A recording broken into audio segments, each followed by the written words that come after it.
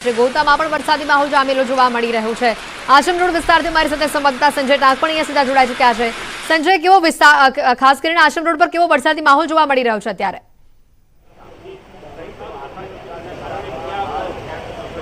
બિલકુલ, હું સીધા વરસાદના દ્રશ્ય સીધા બતાવીશ કે જે પ્રકારે હવામાન વિભાગે જે આગાહી કરી હતી અને એ આગાહી પ્રમાણે જ અમદાવાદમાં ધોધમાર વરસાદ જે છે તે અત્યારે જોવા મળી રહ્યો છે। ખાસ કરીને આશ્રમ રોડ વિસ્તાર જે છે ત્યાં જે છે આ વરસાદ વરસી રહ્યો છે। છેલ્લા કેટલાક દિવસથી જે વાદળછાયું વાતાવરણ તો રહેતું હતું, પરંતુ વરસાદ જે જોઈએ તે પ્રમાણે અમદાવાદમાં વરસાદ પડતો ન હતો અને આખરે વરસાદ જે છે તે ધોધમાર વરસાદ અત્યારે વરસી રહ્યો છે અને તેના કારણે જે વાતાવરણમાં અત્યારે ઠંડક જોવા મળી રહી છે। અત્યાર સુધી જે અસહ્ય ઉકળાટનું વાતાવરણ હતું, ગરમીનો માહોલ હતો અને તેના કારણે અમદાવાદ વાસીઓ પણ ક્યાંક ને ક્યાંક જે છે ગરમીનો જે છે અને અસહ્ય ઉકળાટનો અનુભવ કરતા હતા, પરંતુ જે પ્રકારે વાતાવરણ આજે વહેલી સવારથી જ વાદળછાયું વાતાવરણ જોવા મળતું હતું, વહેલી સવારે પણ ઝરમર વરસાદ જે છે તે શહેરના અલગ અલગ વિસ્તારમાં પડ્યો હતો અને ત્યારબાદ વાદળછાયું વાતાવરણ રહેતા વાતાવરણ ઠંડકમય હતું, પરંતુ જે અત્યારે આપ જે જોઈ શકો છો કે ધોધમાર વરસાદ વરસી રહ્યો છે અને એ વરસાદના કારણે વાતાવરણમાં ઠંડક પ્રસરી છે અને આશ્રમ રોડ વિસ્તાર જે છે, ખાસ કરીને વાત કરવામાં આવે તો જે છે ઉસ્માનપુરા વિસ્તાર છે, ઇન્કમટેક્સ વિસ્તાર છે, આ ઉપરાંત પાલડી વિસ્તાર છે, તમામ જગ્યાએ અત્યારે જે છે વરસાદ જે છે તે ધોધમાર વરસાદ જોવા મળી રહ્યો છે। જી બિલકુલ સંજય, વધુ માહિતી પણ આપણી પાસેથી મેળવીશું। હાલ અમદાવાદના વિવિધ વિસ્તારોમાં વરસાદી માહોલ જોવા મળી રહ્યો છે।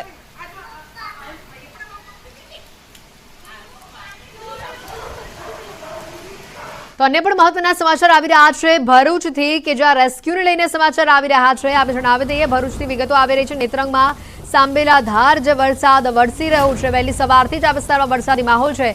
મોરિયાણા ગામમાં પાણીના પ્રવાહમાં કેટલાક યુવકો ફસાયા હોવાના દ્રશ્યો સામે આવ્યા હતા।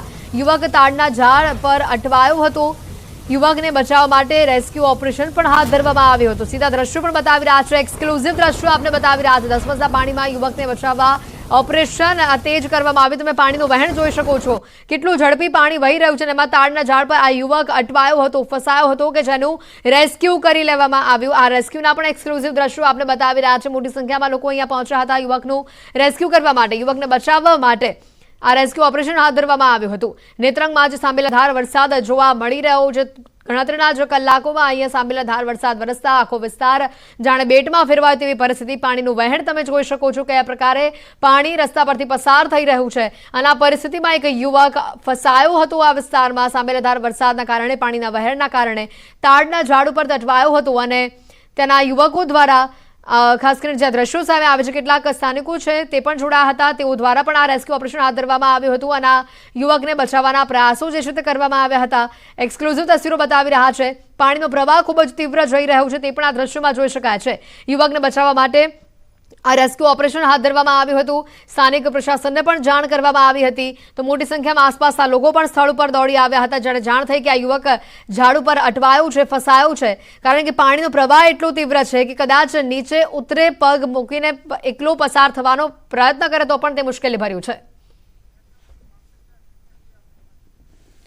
નેત્રંગથી અમારી સાથે મામલતદાર જોડાઈ ચૂક્યા છે ફોન લાઈન ઉપર। રીતેશજી, જે રીતનું આ રેસ્ક્યુ ઓપરેશન હાથ ધરવામાં આવ્યું હતું, વધુ માહિતી શું છે? યુવક હાલ તેને સહી સલામત બહાર કાઢી લેવામાં આવ્યો છે કે કેમ? હા, એ ગયા હતા, ચારે બાજુથી વરસાદનું પાણી ટીમ અને આપદા મિત્રની ટીમ સાથે બહાર કાઢી લીધા છે। બિલકુલ, નેત્રંગમાં છેલ્લા કલાકોમાં જે રીતનો વરસાદ જોવા મળ્યો છે, ઘણા એવા વિસ્તારો છે કે જે આખા પાણીમાં ગરકાવ થઈ ચૂક્યા છે। ઘણા ગામોના તો સંપર્ક પણ કપાયા હોવાની માહિતી છે।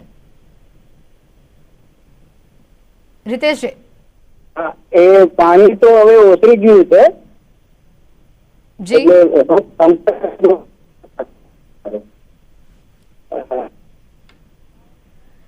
બિલકુલ, આભાર રીતેશજી ન્યૂઝ 18 સાથે જોડાવા બદલ। તો અહીંયા જે રીતે આ રેસ્ક્યુની તસવીરો આપને બતાવવામાં આવી રહી છે, પાણીનો જે પ્રવાહ તીવ્ર બન્યું હતું અને એમાં એક યુવક ફસાયો હતો, જેને દોરડા વડે તેનું રેસ્ક્યુ ઓપરેશન કરવામાં આવ્યું, તેને બહાર લાવવામાં આવ્યો તે વિસ્તારમાંથી। આ દ્રશ્યો આપને બતાવી રહ્યા છે।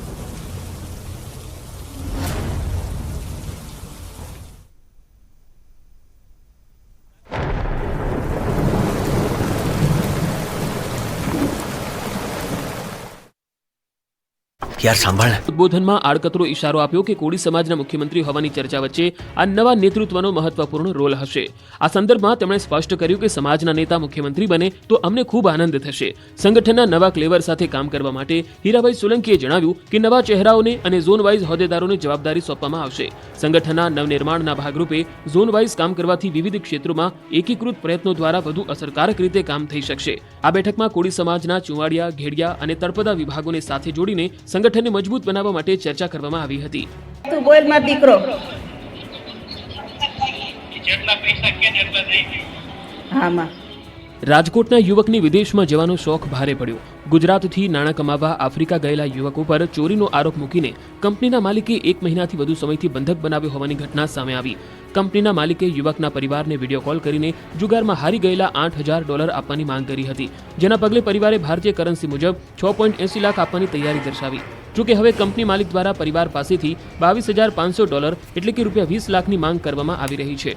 ભોગ બનનાર યુવકના પરિવાર સાથે કંપનીના માલિકે વિડીયો કોલમાં કરેલી વાતચીતના વિડીયો પણ સામે આવ્યા. પરિવારની આર્થિક સ્થિતિ સારી નથી. આટલી રકમ આપી શકે તેમ ન હોવાથી પરિવારે ઇન્ડિયન એમ્બેસી, વિદેશ મંત્રી, મુખ્યમંત્રી સહિતના પાસેથી ઈમેલ મારફતે પત્ર લખીને મદદ માંગી છે.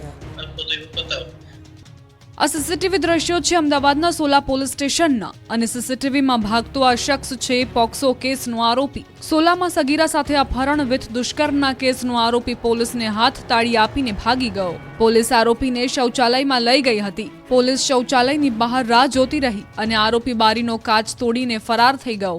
10 તારીખે સોલા પોલીસે આરોપીની ધરપકડ કરી હતી. પોલીસે તેના રિમાન્ડ પણ મેળવ્યા હતા. જોકે શૌચાલયમાંથી આરોપી ભાગી જવાના કેસમાં પોલીસની કામગીરી સામે પણ સવાલો ઉઠ્યા છે. વાયરસે કહેર વર્તાવ્યો, જેમાં હિંમતનગર સિવિલમાં શંકાસ્પદ ચાંદીપુરમ વાયરસથી 4 બાળકોના મોત નિપજ્યા, જેને લઈને આરોગ્ય વિભાગ હરકતમાં આવ્યું અને જે વિસ્તારના બાળકો છે તે વિસ્તારોમાં આરોગ્ય વિભાગે સર્વેલન્સ અને દવા છંટકાવની કામગીરી શરૂ કરી દીધી છે. મહત્વનું છે કે ઉદયપુરના ખેરવાડાના બલેચા ગામનો હિમાંશુ ખરાડી નામના 4 વર્ષીય બાળકનું મોત થયું છે, તો ખેડબ્રહ્મા, ખાનપુર, ભિલોડાના કંથારિયા ગામમાં શંકાસ્પદ વાયરસથી બાળકોના મોત નિપજ્યા છે. હાલમાં હિંમતનગર સિવિલ હોસ્પિટલમાં 3 બાળકો સારવાર હેઠળ છે. હિંમતનગર સિવિલ હોસ્પિટલ દ્વારા તમામ બાળકોના સેમ્પલ પુના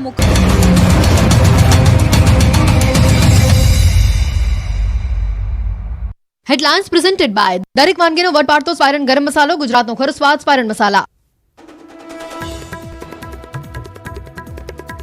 ધોધમાર વરસાદ બાદ કરજણ નદી બની ગાંડી તૂર. ધાણીખોટ ગામે જોવા મળ્યા ભયજનક દ્રશ્યો.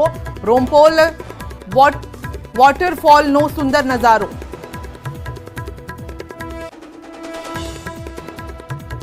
સુરતના ઉમરવાડામાં મુશળધાર વરસાદ. 2 કલાકમાં ખાબક્યો 4 ઇંચ વરસાદ. નીચાણવાળા વિસ્તારોમાં પાણી.